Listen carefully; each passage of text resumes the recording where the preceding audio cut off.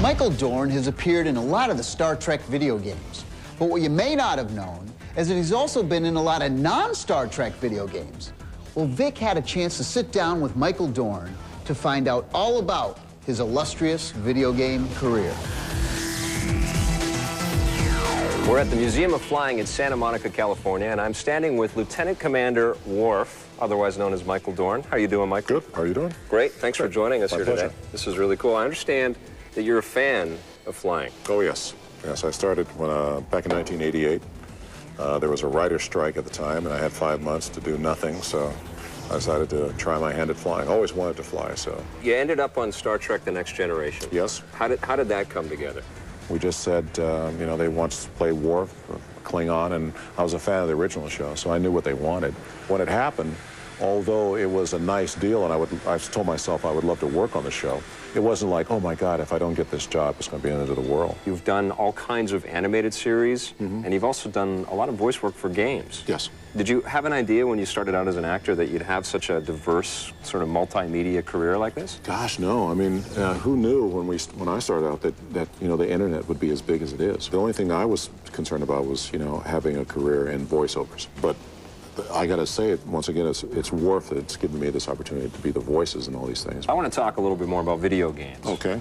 What's your take on the way sort of games have evolved? When I first got my first game, it was very animated. Then as the games progressed and they started getting better and better, and your machines got faster and faster, then all of a sudden they became beautiful. But I got a complaint though. Yeah. The joysticks haven't kept up. One game that I got where you're supposed to go and hook up to a tanker and refuel. It's pretty tricky stuff, you know? Yeah. And your joystick. It just wasn't helping the thing. It just wasn't helping it. Is that primarily where your interest lies in, is in the flight sims? I've played the role-playing games. Yeah. Because a lot of times the games that I've done and voiced, they've sent me copies. Yeah. And after a while, I just, you know, it's not exciting enough for me. Yeah. So I pretty much stick to the flight sims. But the problem is that there's not a joystick that can keep up with them. Tell them you want a better joystick. Go ahead, use the camera time. I want a better joystick, or I will be displeased.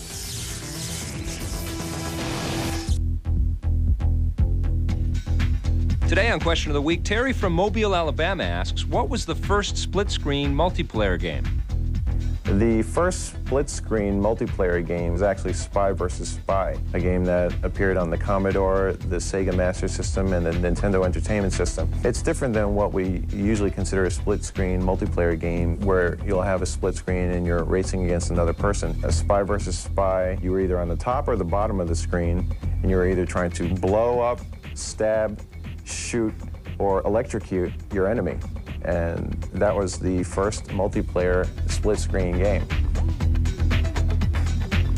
If you have a question about the video game industry, visit our website at www.electplay.com. Hey, there's been a lot of great years in the video game industry, but we think 2001 is probably the most important year video games have ever seen. It's because there's so many great new systems out. There's the GameCube, we've got the Xbox, and of course the PlayStation 2 is doing just... Hey buddy, how's it going? Great. What were you doing behind there? Just great. Well, about to tell everyone about the systems. Well, let's start off with the PlayStation 2. It's a year old now. That's and right. It's the system that came out first. To be honest with you, when the PlayStation 2 first came out, there was a lot of software, but not a lot of quality A titles.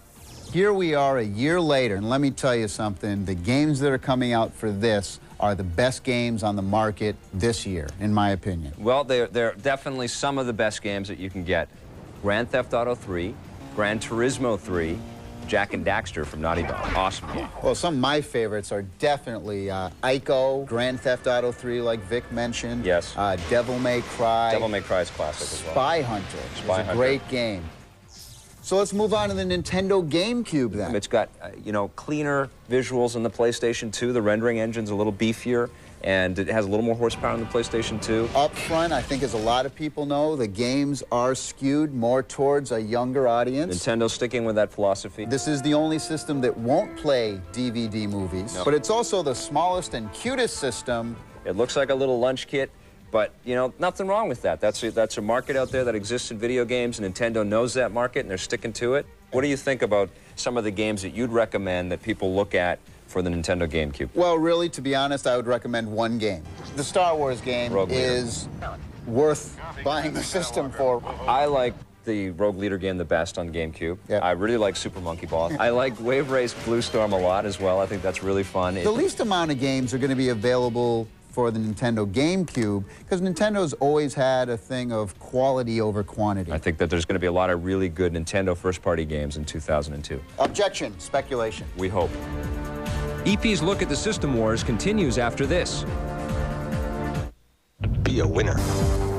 Now let's talk about the black sheep, the new guy. Right. The new kid on the block. It's the Xbox from Microsoft, and this is their first video game console. What do you think of this machine? Well, I can tell you straight off the bat that this is the most powerful system. What you get in this thing is a super fast processor. You get the DVD drive, although you need a DVD remote to be able to play DVD movies. You get a hard drive. You get a hard drive, and you get an Ethernet connection. The developers are behind the Xbox. Right. They like designing for it, they like developing for it, so it isn't one of those things where you have to worry about, geez, in a year from now, is anyone still going to be making games? The answer is yes. Let's talk about the software on the Xbox. Project Gotham Racing. Amazing. Here's a racing game that is easy to pick up and visually just stunning. Another game is Halo. I think it's one of the best first-person shooters ever done on a console system. I think it is the best. My three favorite games on the Xbox are Halo. I love Dead or Alive 3, and Munch's Odyssey, though, the Oddworld game, is a great platform game. Now, there are other options out there in video game land. One of them is a dead system.